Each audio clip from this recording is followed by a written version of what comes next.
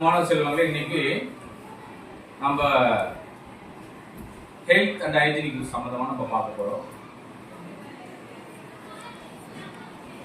நம்ம சாப்பிட்ற உணவு எந்த அளவுக்கு நமக்கு பயனுள்ளதா இருக்குது, அப்புறம் நம்ம தன் சுத்தம் எப்படி இருக்கு அப்படின்னு நம்ம பார்க்கலாம். ஏதாவது காலைல குடிச்சிங்களா? சுத்தமா இருக்கீங்களா? சார் நான் சுத்தமா இருக்கிறேன் அப்படின்னு சொல்றது யாராவது ஒருத்தர் தயவுன்னு பார்க்கலாம். எல்லாருமே சரி. ரித்தீஷ் வா வெளியே. சிரம் அதான் சிரம் மத்தவங்க சரி. ரித்தீஷ் நான் சுத்தமா இருக்கேன் சார், தூய்மையா இருக்கேன், டெய்லி குடிக்கிறேன் அப்படின்னு சொல்லிட்டு வந்திருக்காங்கல்ல. இன்னைக்கு அதை நம்ம சோதிச்சு பார்ப்போம். சரியா? ரித்தீஷ் கை உள்ளவை, ரெண்டு கை உள்ளவை.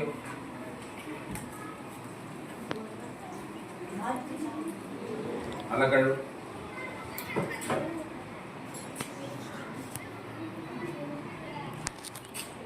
நல்லதி நல்லதி.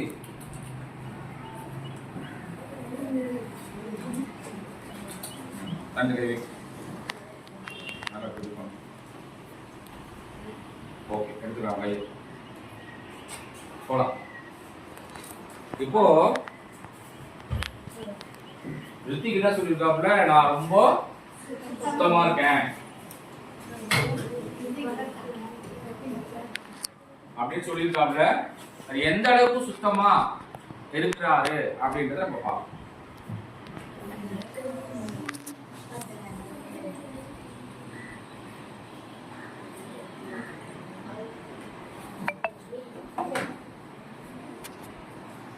பாருங்க,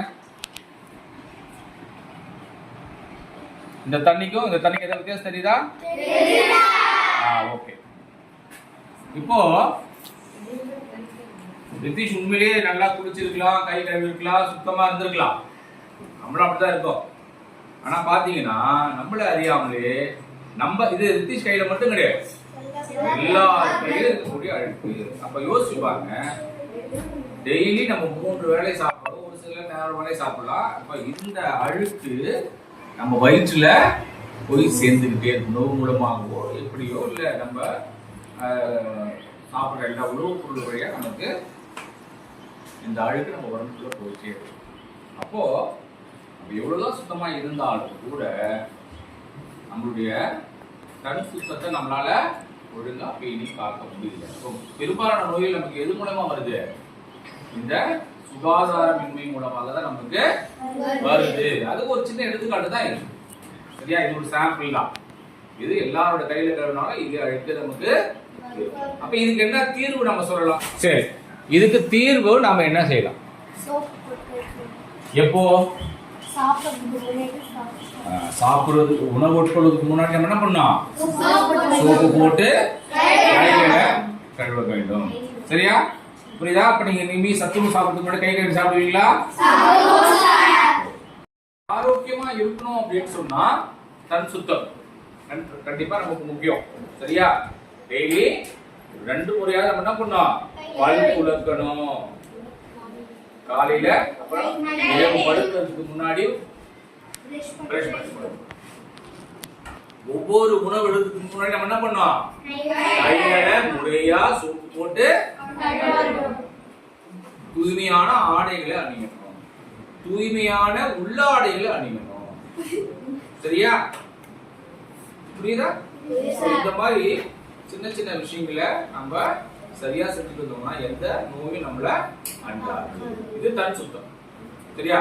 நம்ம அடுத்தது பார்க்க போறது, நம்ம உணவு உட்கொள்ளும் போது நமக்கு எந்த மாதிரியான சத்துக்களை நமக்கு கிடைக்குது அப்படின்னு நம்ம பார்க்கலாம். பார்க்கலாமா?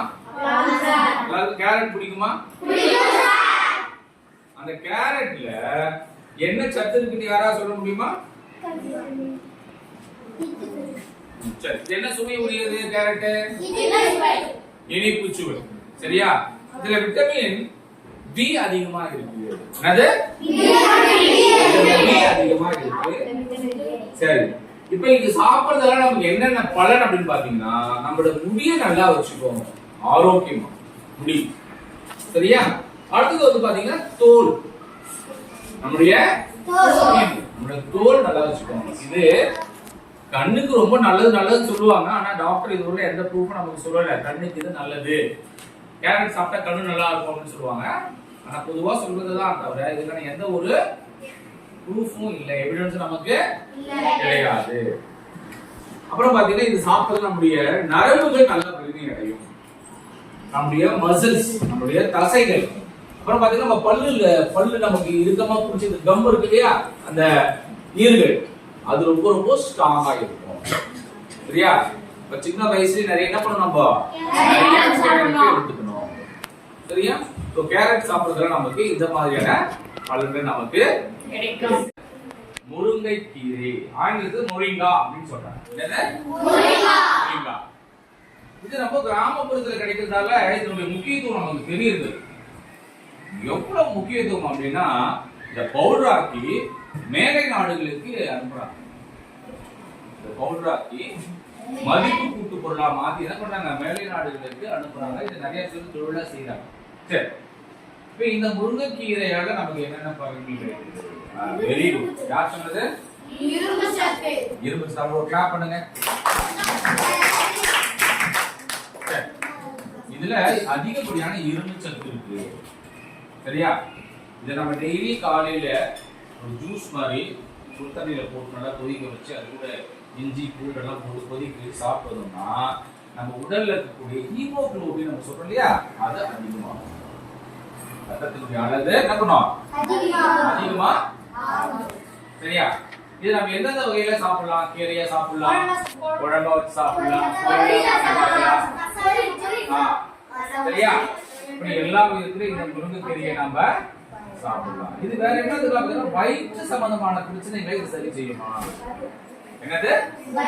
வயிற்று சம்பந்தமான பிரச்சனைகளை இது சரி செய்யக்கூடியது. அப்ப வேற என்னத்துக்கலாம் பாத்தீங்கன்னா, ஒரு சில நம்ம சாப்பிடும் போது ஒரு சில பாக்டீரியாக்கள் நமக்கு வந்துடும். ஃபுட்பால் பாக்டீரியா சொல்லுவாங்க. உணவு வழியா ஒரு சில பாக்டீரியாக்கள் நமக்கு வந்துடும். அந்த பாக்டீரியாக்களை என்ன பண்ணுதான், அழிக்குது அப்படின்னு சொல்றாங்க. நமக்கு வந்து பாத்தீங்கன்னா ரொம்ப கண்ணு ரொம்ப ஹெல்த்தியா இருக்கும், சாப்பிடுறதால கண்ணு ரொம்ப ஹெல்த்தியா இருக்கும் அப்படின்னு சொல்றாங்க. அப்போ நம்ம வாரத்துல என்ன பண்ணலாம், ஒரு நாள் 2 நாள் கண்டிப்பா என்ன பண்ணணும், முருங்கைக்கீரையை நம்ம எடுத்துக்கணும். ரொம்ப ரொம்ப ரொம்ப முக்கியம் வாய்ந்த ஒரு உணவு பொருள். சரியா? பீட்ரூட். இது வந்து பாத்தீங்கன்னா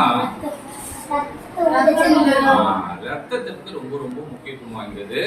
அதே மாதிரி இதுல நைட்ரிக் ஆக்சைடு அதிகமா இருக்கு. எக்ஸசைஸ் செய்யறாங்க இல்லையா, உடல் பயிற்சி, அவங்களுக்கு அது ரொம்ப ரொம்ப முக்கியம். அந்த உடல் பயிற்சி போது என்ன பண்ணலாமா, இந்த ஜூஸ் எடுத்து அப்படியே குடிக்கணும்.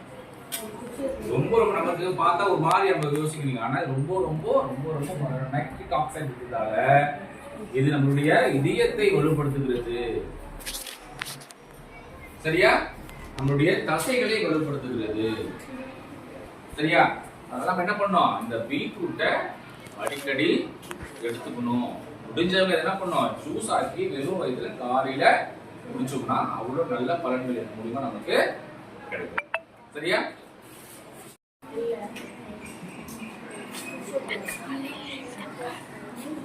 நம்முடைய உடல் வளர்ச்சிக்கு, நீங்க எல்லாம் வளர்ந்துட்டு இருக்கீங்க, உங்களுடைய உடல் வளர்ச்சிக்கு என்ன தேவை, புரதம் தேவை. என்ன தேவை? புரதம் தேவை. அப்ப இந்த புரதத்தை நாங்களாம் படிக்கும் போது எங்களுக்கு இந்த முட்டை எல்லாம் வாய்ப்பே இல்லை.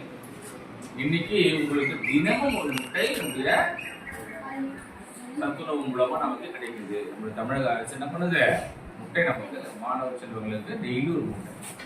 அப்ப இந்த முட்டை சாப்பிடலாம் நமக்கு என்ன கிடைக்குது, பலன் கிடைக்குது பாத்தீங்கன்னா புரதம் கிடைக்கும். என்னது? புரதம் மட்டும் இல்ல, உங்களுக்கு நமக்கு என்ன கிடைக்குது, கால்சியமும் கூட கிடைக்குது. சரியா? இது நம்முடைய உடலின் வளர்ச்சிக்கு ரொம்ப ரொம்ப முக்கியத்துவமானது. முட்டை மாதிரியே பருப்பு, இது ஒரு விலங்குல இருந்து கிடைக்கக்கூடிய ஒரு உணவு பொருள். சரியா? இப்ப மீதி இருக்கக்கூடிய பருப்பு வந்து பாத்தீங்கன்னா தூரம் பருப்பு, பச்சைப்பயிறு, சுண்டல், கொண்டக்கடலை, மூக்கல் நம்ம இதெல்லாம் சொல்றோம் இல்லையா. இப்ப இது சாப்பிடுறதுக்கு கூட நமக்கு என்ன கிடைக்குது அப்படின்னு பாத்தீங்கன்னா, இது தாவரத்திலிருந்து கிடைக்கக்கூடியது உணவு பொருள். இதுவும் வந்து நமக்கு என்ன கிடைக்குது, புரதம் நமக்கு கிடைக்குது. சரியா? புரதம் கிடைக்கும். இப்போ நமக்கு என்னென்ன தேவை? முக்கியமானது வந்து பாத்தீங்கன்னா கார்போஹைட்ரேட். இப்போ கார்போஹைட்ரேட் எதுல கிடைக்குது அப்ப பார்ப்போம். அடுத்தது வந்து பாத்தீங்கன்னா புரதம், இறைச்சி, முட்டை, பால், பருப்பு வகைகள், இது மூலமா நமக்கு அந்த புரதம் நமக்கு கிடைக்குது. சரியா? சரி. இப்ப அடுத்தது நமக்கு முக்கியமான ஒரு உணவுப் பொருள் நம்ம சொன்னோம் இல்லையா, கார்போஹைட்ரேட் சத்து, மாவு சத்து நம்ம சொல்றோம். அந்த மாவு சத்து நமக்கு எதுல கிடைக்குது பாத்தீங்கன்னா அரிசி. சரியா? தானியங்கள். நம்ம தமிழர்கள் நம்ம அதிகமா முக்கியமா முதன்மையா நம்ம பயன்படுத்தக்கூடிய ஒரு தானியம் அப்படின்னா அரிசி. நம்ம அரிசி எடுத்துக்கிறோம், அதை இட்லியா சாப்பிடுறோம், தோசையா சாப்பிடுறோம், உப்புமாவா சாப்பிடுறோம். சரியா? இது அரிசி வந்து ரொம்ப ரொம்ப நமக்கு முக்கியத்துவமான ஒரு உணவா இருக்கு. இந்த அரிசி மூலமா, அதாவது சாதம் மூலமா நமக்கு என்ன சத்து கிடைக்குது? கார்போஹைட்ரேட். கார்போஹைட்ரேட் நமக்கு கிடைக்குது. இதுதான் ரொம்ப முதன்மையான நம்மளுக்கு ஆற்றல் கிடைக்குது. எப்படி நம்ம புரதம் சாப்பிடுறது நமக்கு வந்து உடலுடைய கட்டமைப்புக்கு ரொம்ப முக்கியத்துவம் வாய்ந்ததோ, அதே மாதிரி நமக்கு ஆற்றல், நம்ம ஓடுறோம், விளையாடுறோம், எல்லாம் செய்யறோம் இல்லையா? நீங்க எல்லாம் ஓடுறீங்க, படிக்கிறீங்க, தூங்குறோம், எல்லாத்துக்குமே நமக்கு ஆற்றல் தேவை. அந்த ஆற்றல் என்ன கிடைக்குதுன்னா அரிசி, அதாவது கார்போஹைட்ரேட். சரியா? இது மூலமா நமக்கு கிடைக்குது. அப்போ இந்த ஊட்டச்சத்து நமக்கு ரொம்ப ரொம்ப முக்கியம். புரியுதா? எப்படி நமக்கு தன் சுத்தம் முக்கியமோ, ஒரு மனிதன் ஆரோக்கியமா வாழ்வதற்கு எப்படி ஒரு தனி மனித சுத்தம் ரொம்ப முக்கியமோ, அதே மாதிரி நம்ம எடுத்துக்கொள்ளக்கூடிய உணவுகள் ரொம்ப ரொம்ப ரொம்ப முக்கியம். அந்த உணவுகள் நம்ம எப்படி எடுத்துக்கணும்? சரிவிகித உணவா எடுத்துக்கணும். சரிவிகித உணவுனா இது கார்போஹைட்ரேட், புரதங்கள். சரியா? அப்புறம் வந்து பாத்தீங்கன்னா எண்ணெய் பொருட்கள், கொழுப்பு, இது எல்லாத்தையும் என்ன பண்ணணும்? சரிவிகித. நம்ம எடுக்கிற உணவுல என்ன இருக்குன்னா அதிகமான ஃபைபர்னு சொல்றாங்க, நார்ச்சத்து உள்ள உணவுகளை நம்ம அதிகமா எடுத்துக்கிறோம். நம்ம முருங்கைக்கீரை சொன்னாலும் அதுல நிறைய நார்ச்சத்து இருக்கு. சரியா?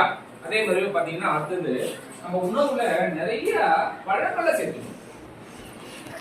சார் ஆப்பிள் தான் நான் சாப்பிடணுமா? நான் கிடையாது. ஆப்பிள் நம்ம கிராமங்கள்ல அந்தந்த சீசனல் ஃப்ரூட்ஸ் சொல்லுவாங்க. இப்போ வந்து பாத்தீங்கன்னா மே மாசம் ஏப்ரல் மே எல்லாம் போச்சு நமக்கு கிடைச்சது மாம்பழம்.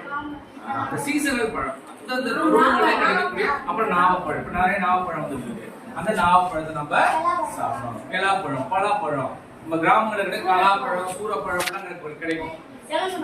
இளந்தப்பழம், அது எல்லாத்தையுமே நம்ம என்ன பண்ணோம்? சாப்பிடணும். இதுதான் பழங்கள், எல்லாமே பழங்கள். இந்த பழங்கள் மூலமா நமக்கு நிறைய விட்டமின் சத்துக்கள் நமக்கு கிடைக்குது.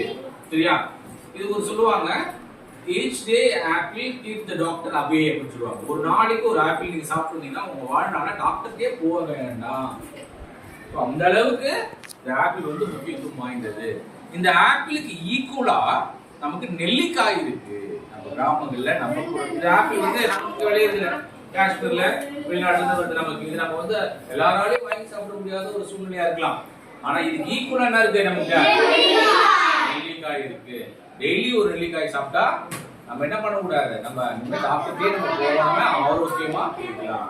இப்ப நம்ம இனிமே டாக்டர் போய் செலவழிக்காம சந்தோஷமா ஆரோக்கியமா இருக்கணும்னா நம்ம என்ன பண்ணோம்? இந்த மாதிரி நெல்லிக்காய், காய்கறிகள், பழங்கள், சரியா, சரிவிகித உணவு எடுத்துட்டு என்ன பண்ணோம்? ஆரோக்கியமா இருக்கும். ஒரு மனிதன் எவ்வளவுதான் சம்பாதிச்சாலும் நம்ம ஆரோக்கியமா இருக்கிறது தான் ரொம்ப ரொம்ப முக்கியத்துவம் வாய்ந்தது. சரியா? அவனுக்கு நம்ம ஒவ்வொரு மனிதனுக்கும் இருக்கக்கூடிய மிகப்பெரிய சொத்து எதுன்னு பாத்தீங்கன்னா ஒரு மனிதன் ஆரோக்கியமா இருக்கிறது. சரியா? அப்ப நம்மளோட தன் சுத்தத்தை நம்ம வந்து மெயின்டைன் பண்ணிக்கணும். அதே நேரத்துல சரிவிகித உணவு எடுத்துக்கிட்டு ஆரோக்கியமா வாழ்வதற்கு நம்ம என்ன செய்யணும்? முயற்சி செய்யணும். சரியா?